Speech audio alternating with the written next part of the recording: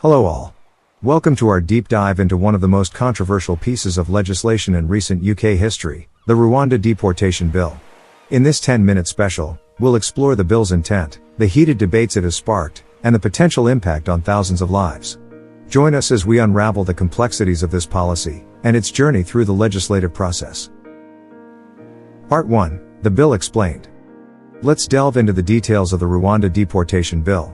This legislation, initially proposed by then Prime Minister Boris Johnson in April 2022, was designed to deter migrants from coming to Britain illegally. The plan was to send anyone who arrived in Britain illegally after January 1, 2022, to Rwanda, a distance of approximately 4,000 miles away from the UK. The bill was a response to the Supreme Court ruling that the initial scheme was unlawful.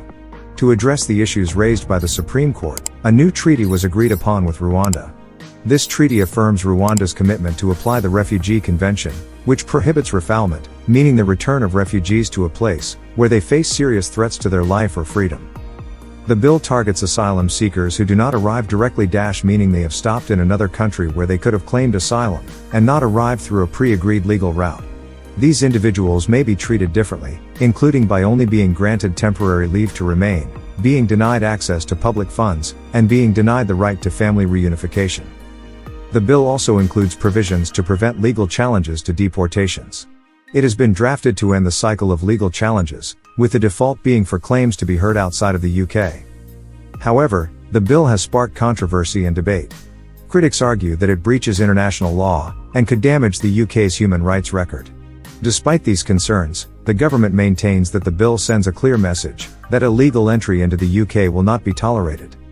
In the next segment, we'll discuss the potential impact of this bill, including the number of people likely to be affected and the humanitarian concerns it raises. Part 2. Potential impact. In this segment, we'll explore the potential impact of the Rwanda Deportation Bill. The bill's primary targets are asylum seekers who arrived in the UK illegally after January 1, 2022. In 2022, a record 45,775 people were detected arriving on small boats to England's southern beaches, and almost 29,000 more have arrived so far in 2023. The cost of deporting each asylum seeker to Rwanda is estimated to be around £170,000 per person. Despite no deportations taking place yet, Britain has already paid Rwanda £240 million. The government hopes to send thousands of migrants, but currently, Rwanda only has the capacity to take a few hundred. The demographics of the individuals likely to be affected are diverse. As of December 2022, Rwanda hosted about 127,000 refugees, asylum seekers, and others of concern, with refugees from the Democratic Republic of Congo constituting 60%, and refugees from Burundi making up 40%. The bill has raised significant humanitarian concerns. Critics argue that it breaches international law, and could damage the UK's human rights record. The United Nations High Commissioner for Refugees, UNHCR, has expressed concerns about Rwanda's asylum system, citing arbitrary denial of access to the asylum procedure, risk of detention and deportation, discrimination against LGBTQ+ asylum seekers, and inadequate legal representation. Moreover, there are practical difficulties, such as the likelihood that those removed to Rwanda do not have passports, and the absence of return agreements with most of the countries from which asylum claimants in the UK commonly come, such as Albania, Iran, Iraq, Pakistan, Syria, and Vietnam. In the next segment, we'll discuss the reactions to this bill, including the views of the public, politicians, and human rights organizations. Let's pause for a minute. Are you currently enjoying the video? If so, then please take a minute to like, share, and subscribe to the channel. Also turn on the notification button, so that you are the first to be notified when the next video drops. In Chroniclesofola, we talk about life, living in the UK, immigration-related information, and lots more. So please join the family and share the channel with your friends. Now let's get back to it. Part 3. Legal and ethical debates. The Rwanda Deportation Bill has sparked intense legal and ethical debates.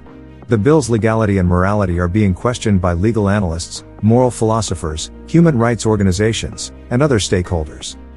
From a legal perspective, the bill has been meticulously drafted to end the cycle of legal challenges. The bill allows the UK government to disapply sections of human rights law when it comes to Rwanda-related asylum claims. The UK Supreme Court ruled unanimously that the Rwanda scheme was unlawful, stating that genuine refugees sent there would be at risk of being returned to their home countries. Despite this, Prime Minister Rishi Sunak has insisted he will ignore international law to ensure asylum seekers are deported to Rwanda. The bill also raises significant ethical concerns. Humanists UK, a leading advocate for the abolition of blasphemy laws globally, has expressed alarm over the proposed bill, stating that it loses sight of refugees as human beings with human rights. The organization also highlighted that the expression of fundamental humanist principles related to democracy, freedom, and human rights are significantly curtailed in Rwanda, and that blasphemy is a crime punishable by imprisonment there. Moral philosophers argue that states have a duty to grant asylum, and not turn people back to countries where they would face persecution or severe human rights abuses.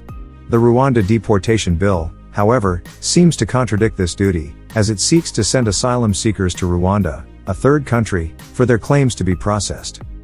The International Rescue Committee, IRC, has also criticized the bill, stating that sending asylum seekers miles away will put their mental health and well-being at risk, and the long-term effects could be severe.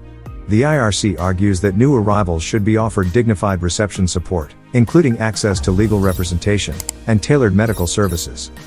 In the next segment, we'll delve into the political implications of the Rwanda Deportation Bill, including the reactions of politicians and the public. Part 4: Progress and Prognosis. As we approach the conclusion of our discussion on the Rwanda Deportation Bill, let's assess where the bill currently stands in the legislative process and its future prospects. The bill, which is a response to the Supreme Court's judgment that the initial Rwanda scheme was unlawful, has been designed to address the issues raised and confirm Rwanda as a safe country for relocations.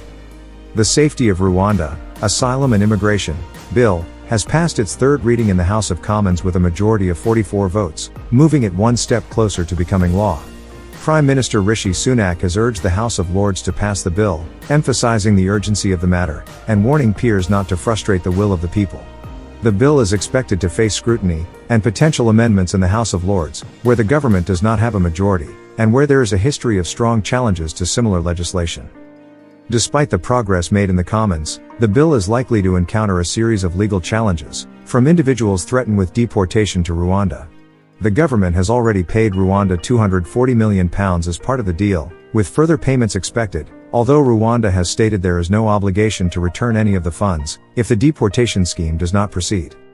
Peers are due to begin debating the bill before the end of the month, with the most crucial votes expected to be held in early March. The government's working majority in the Commons suggests that if the bill returns with amendments, it could still pass, albeit with potential further debate and votes.